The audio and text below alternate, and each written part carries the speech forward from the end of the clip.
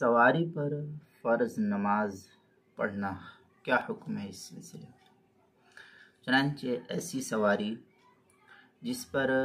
رکوع سجدہ نہیں ہو سکتا ہو، جیسے قدیم زمانے میں گھوڑا، اونٹ وغیرہ ہوتا تھا، گدھا، کھچر،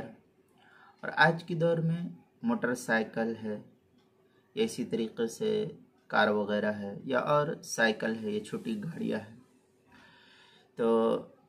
اس پر چونکہ رکوع سجدہ نہیں ہو سکتا ہے، تو نہ ہو سکتا ہو تو ان پر بلاؤز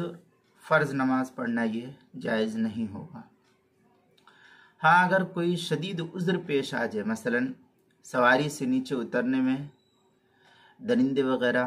یا دشمن یا مرض کا سخت خطرہ ہو، یا یہ کہ زمین پر سخت کیچڑ ہو، بارش اس قدر تیز ہوئی ہو اور گندگی وہاں پھیلی ہوئی ہو، کیچڑ ہو یا کچڑا وہاں ہو،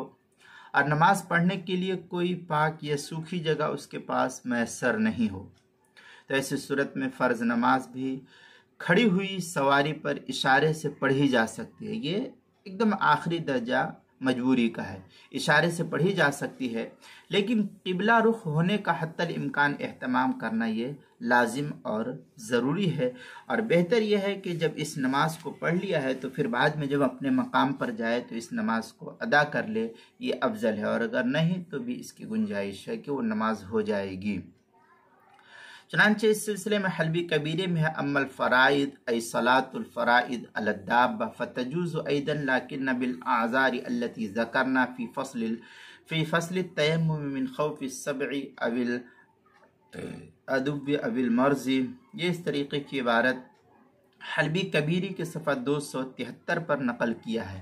فتاوی شامی جو زکریا بک ڈپو دیوبند کا ہندی نسخہ ہے، اس کی دوسری جلد صفحہ 486،